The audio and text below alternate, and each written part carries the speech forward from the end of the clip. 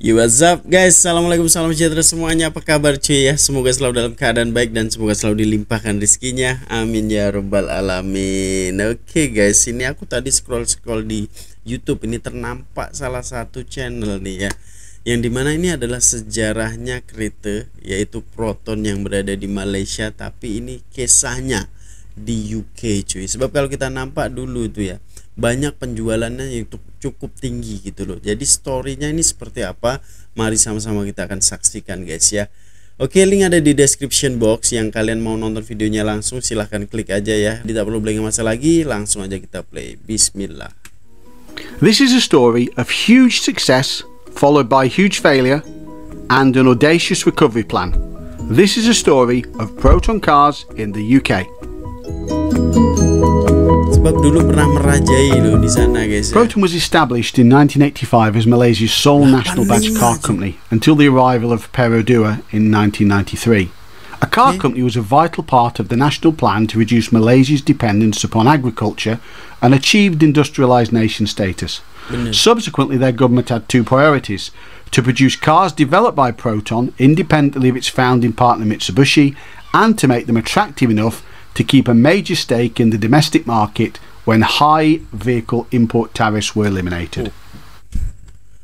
Oke guys ya, ini adalah daripada pengasasnya Tun Mahathir Mohamad. Jadi kita respect sekali lagi sebab Tun lah nama Malaysia ini semakin ada nama yang tinggi ya, kancah internasional itu semakin bagus. Sebab dulu dia selalu pandang ke timur, jangan pandang ke barat waktu itu, kalau tak silap aku lah, kata-katanya kurang lebih seperti itu. Jadi kalau kalian lebih paham silahkan komen guys ya. Sebab sejak tahun 80-an loh cuy, udah mencipta kereta dan diekspor. Padu teruk guys ya. Lanjut ya. Back in 1988, when Top Gear was a program about cars and tank tops were still in fashion, Proton arrived in the UK with a privately owned importer, David Brown. When it entered the market, its key attraction was price. Buyers could get into the brand for just £6,000, the price for a base level Ford Fiesta or Rover Metro. Proton took advantage of the growing gap at the bottom end of the market, just as Japanese cars were becoming more expensive, and they lured customers with longer warranties, free insurance and low rate finance. This worked well, and 5,000 cars were sold in the first 6 months through the established and mature Lada dealer network, where its models did not compete with Lada's cheaper offerings. The brand's success also caught the attention of the Top Gear team. Back to modern times. Now last year, when the sales figures in the UK of just about every car manufacturer were collapsing around their ears, the maker of this car, the Proton from Malaysia, achieved the highest growth rate of any car manufacturer. Now that success was achieved in part at least because of their razor-blade competitive pricing. But Chris Goff has been looking into whether or not that success was justified. Oke guys ya, ini adalah waktu kesuksesannya ya, sukses banget lah intinya seperti itu. Dia sebab harganya juga terjangkau dan ada warranty ataupun ada service yang free. Jadi ini adalah salah satu tarikan gitu ya kepada warga di UK sana guys. Dan ternyata saga ini diminati banget loh guys. Padu guys ya, luar biasa. Lanjut. It's easy to see why the Proton has hit the mark in Britain. It's not a car which will appeal to the enthusiast. Performance, road holding and ride are all adequate rather than outstanding. However, it offers low running costs as well as the reliability of Japanese components. At the 1990 British Motor Show, the initial 8-valve units were replaced by 12-valve units, giving an increase in power of some 16%.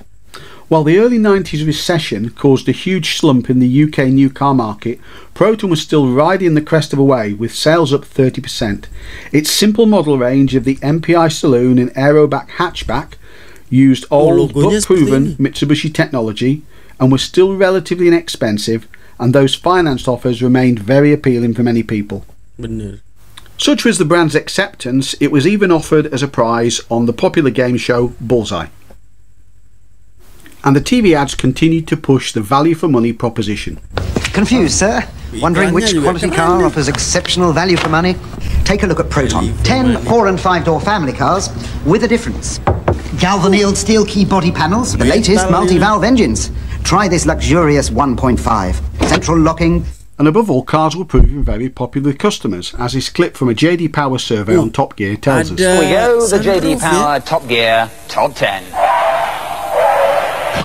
It's smooth Mitsubishi drivetrain coming in for particular praise from customers. Jap guys ya, ada sunroof ya kalau kita nampak tadi di spilan iklannya ya, sebab iklannya juga udah keren banget loh tahun segitu guys ya. Wow, menarik ya ternyata ya Saga ya, dan ini adalah kemunculan Wira ada dan juga Iswara kalau tidak silap aku. Lanjut. As we moved into the 1990s, the product range was expanded with the larger Persona joining the range for the first time. This is our new Proton Persona. It's built using the latest Japanese technology. This one's got power steering, central locking, and a 6-speaker blood pump stereo system. However, by the mid-90s, all was not well. The brand was trying to recover from a 15% fall in market share in 1995 compared to 1994. Changes in the dealer network and marketing strategy had driven a low overall score in the National Franchise Dealers Association Dealer Attitude Survey. It wasn't in a great place. The illusion of a diesel option to win a slice of the company car market was supposed to help. A change in its marketing formed part of the car maker's move to boost its performance, along with a move away from 0% finance and free insurance offers, and cutting out the low profit daily rental business it had been relying on for volume. The brand even enjoyed some fleet success, with over 300 vehicles being supplied to Humberside Police, many of them converted to run LPG. Arriving in Feb 97 was this relatively pretty two-door coupe based on the compact. Its 1.8 litre twin-cam 16-valve engine offered a top speed of 130. Its biggest problem was the recently launched Ford Puma. Whilst year-on-year registrations were up, they were nowhere near the previous peak. So the company hatched an audacious plan to supply 3,500 Personas into daily rental companies on a buyback deal. It would then take the vehicles back and re-export them back to Malaysia, where the used car market was expanding fast and had huge appetite for vehicles. Had it worked, it would have doubled the company's market share without damaging residual values. Sadly, the Asian economic crisis intervened and the plan failed. By 1998, Proton sales in the UK had fallen to just 7,000 units, so it used the opportunity of its 10th anniversary in January 1999 to celebrate by slashing UK prices by up to 15%, back to 1989 levels before car tax. So buyers could now get into a 1.3 GLI compact for £7,299. Proton's ownership of Lotus gave it a chance to give a sporty makeover to the Mitsubishi Colt-derived Satria hatchback. With a tweaked chassis and beefed up bodywork, the Satria GTI received rave reviews from the media and created a loyal fanbase. The Impian, as it was known in the UK, was the first attempt to produce a car essentially independent of Mitsubishi, a smart four-door saloon which would be available in the UK from July 2001 and positioned above the awkwardly named Wira, the successor to the Persona. Whilst it had an outward resemblance to the A4, it was developed independently with the help of German specialist EDAG. Initial engines came from Mitsubishi, 16-valve 1.6 units made in Malaysia, and later a 1.8 option from Renault. But by 2003 the Impian was equipped with Proton's own engine, named the Campio, which was developed in Britain by Lotus, along with the suspension, to achieve standards of ride and handling that could apparently match or even surpass European competition. By the millennium, Proton was selling just 3,300 cars. Its medium-term objective was to get back to 10 to 11,000, but this time with more sophisticated, expensive products, which were a far cry from the early years when its sales peaked with cheap and cheerful, 2 generations old Mitsubishi Lancers. One surprise success was the Proton Jumbo pickup, sold from 2003 to 2005, with a single 1.5 litre 86 horsepower petrol engine and an LPG conversion. It sold in good numbers. Despite sales falling to just 1,800 units, efforts to promote the company continued. One of the first new cars to arrive in 2006 was the Sabi Super Mini. With its sub £6,000 price, it was actually targeted at their loyal customer base. Together with the saloon version of the Gen 2, the brand was now predicting sales would double next year to 5,500 units. The new models and new advertising seem to be working, and at the 34th biannual survey of national franchise dealers, Proton actually took top place. In August 2000, Rover Group in the UK were reputedly having discussions with Proton aimed at creating a partnership to develop a new model that would assure the future of their British manufacturer. Proton, which already owned Lotus, suggested collaborating on a £1 billion project to design a vehicle to be built in both Britain and Malaysia. By 2004, the Phoenix Consortium-owned Rover Group was in discussion with Proton again to try and seek a replacement for the 25 and 45 model ranges, albeit this didn't progress when the Phoenix-owned Rover dived into bankruptcy in 2005.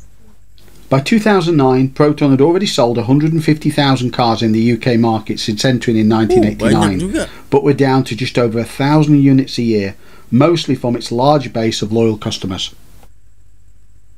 In September 2013, Car Dealer magazine reported that Proton was in trouble, and in a big way.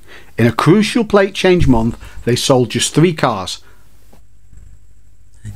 Whilst Auto Express reported that 3 new models would be launched the following year, they were in fact delayed indefinitely, reportedly due to issues with compliance with EU safety and emissions regulations. Their price positioning had been eroded, and a pause in production due to a factory reconfiguration in Malaysia left dealers with little stock to sell. With MG arriving in 2011 and Dacia in 2013, things were getting tough. Whilst Proton still had a loyal customer base, it simply wasn't enough to stop what was once the fastest growing new car brands in the UK from simply fading away. The story was over for Proton Cars UK. So thanks again for joining me on Lot 7. Aduh guys, ya sedih kalau kita melihat cerita daripada di UK ini guys ya. Sebab dulunya itu ya, Proton ini sempat mempunyai taring lah istilahnya waktu mengeluarkan Saga pertama kali itu boom, meletup ya. Di UK ini populer banget, bahkan kita nampak ini ya, ada film Mr. Bean kalau tak silap aku itu guys, itu ada Proton Saga warna coklat ya, warna brown, dan itu bola golfnya itu masuk di exhaust dia.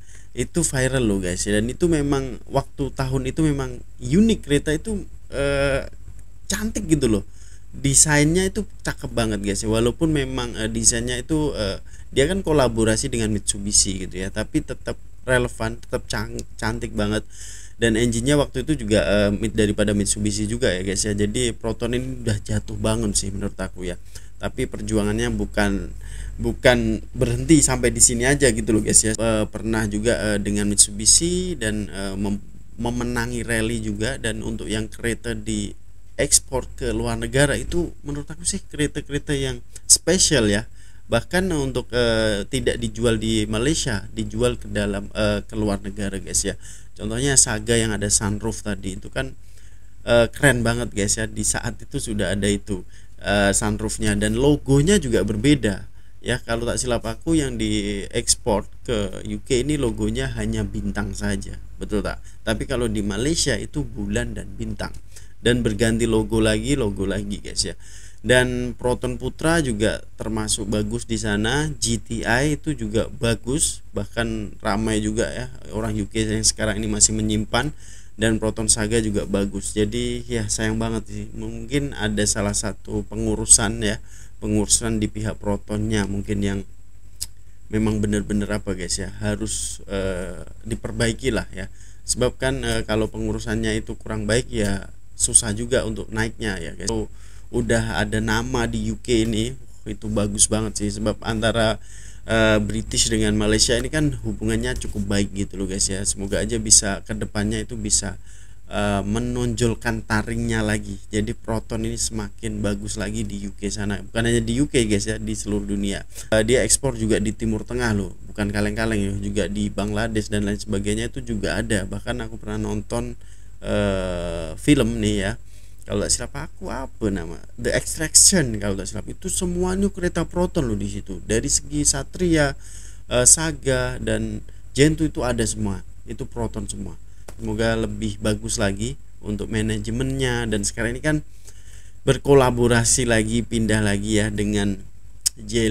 Jelly, betul gak guys? Jelly guys ya. Sebab dengan China, Jelly ya, betul ya. Dan itu dengan China, dan keretanya memang cukup modern sekarang ini guys ya. Tapi ya semoga aja lebih bagus lah. Kalau aku sih suka kereta pada zaman dahulu itu memang cakep banget lah. Untuk Saga itu kalau memilikinya, mantap cuy. Sebab dia kaleng semuanya, bukan macam kereta sekarang cuy. Beda banget kualitasnya gitu loh. Aduh, sedih aku kalau tengok nih guys ya. Story daripada Proton ini di UK. Padahal polis aja pernah menggunakan wajah loh, bukan kaleng-kaleng guys ya. Jadi apa pandangan kalian mengenai kisah ini guys? Silahkan berikan komen yang terbaik Anda ya. Jumpa di video selanjutnya guys. Assalamualaikum warahmatullahi wabarakatuh. Bye bye.